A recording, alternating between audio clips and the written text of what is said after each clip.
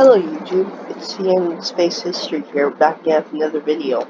Well, I should say, not back again, with a new video, as this is my first one. And today I will be talking about the Space Shuttle Columbia. Space Shuttle Columbia was the second orbiter to be constructed and the first one that was able to fly in space. Columbia was roughly 8,000 pounds heavier than orbiters constructed afterwards, such as the Endeavour, which were of a different design that benefited from advances in materials technology.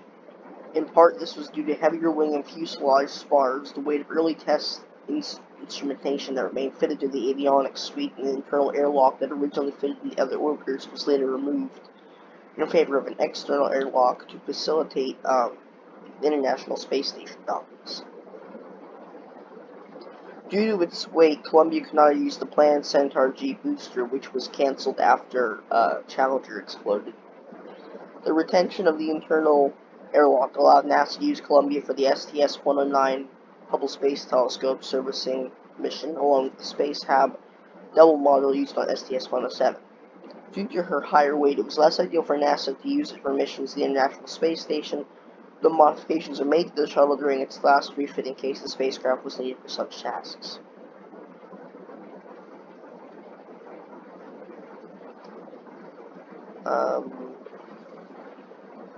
Okay. Sorry, I was in place. Columbia flew 28 missions, and on her very first mission, she landed at Edwards Air Force Base.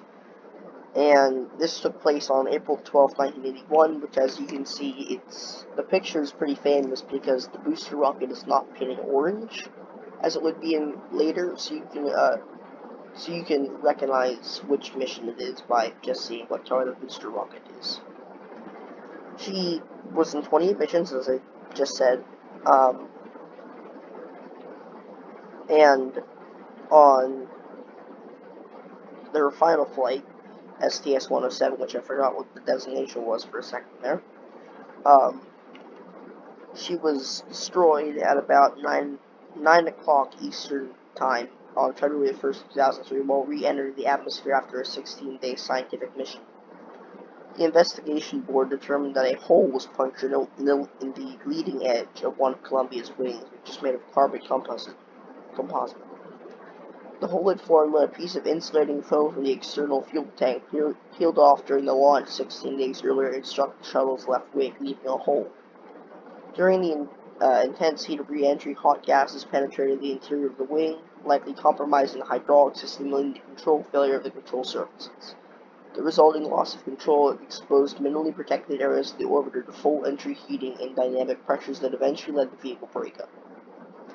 The report delved deeply into the underlying organizational and cultural issues that were believed contributed to the accident.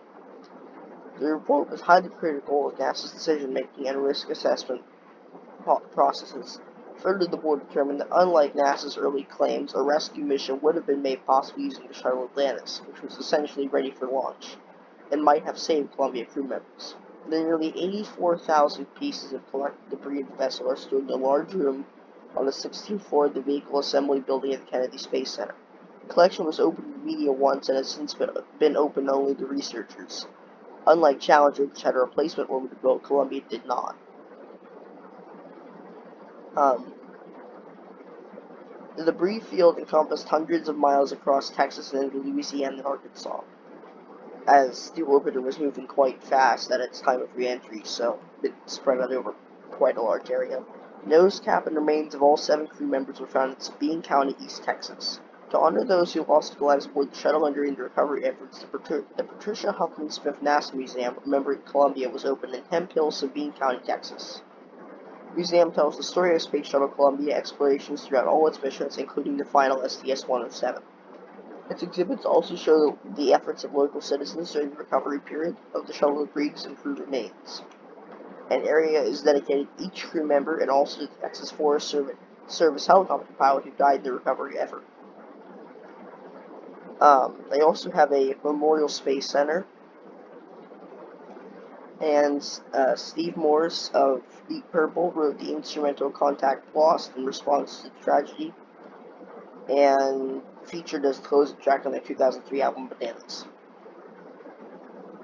But Space Shuttle Columbia was the very first shuttle to fly, as you can see in this picture. And after she exploded, the Space Shuttle program was suspended for a while, but it wouldn't be fully canceled until 2011. And although NASA had said at the beginning that it would fly like a commercial jetliner, down here where the rocket booster would be, to be honest, they're flying on top of a missile. Because according to statistics that I've watched and read, if you want to see the statistics for yourself, you can watch down through the final flight on Netflix. To get a space shuttle off the ground and into space, you need it to be moving about 80 football fields. I don't know, I think what he said was like in 10 seconds or something. Yeah. Crazy. But also, STS-107 was the first American flight to have an Israeli person in space, which I thought was cool. And actually, one of the scientific experiments on board studying the zero gravity on the physiology of worms, that actually was recovered. So we got the results of that as well. But thank you guys for watching this video, and I hope you have a good day.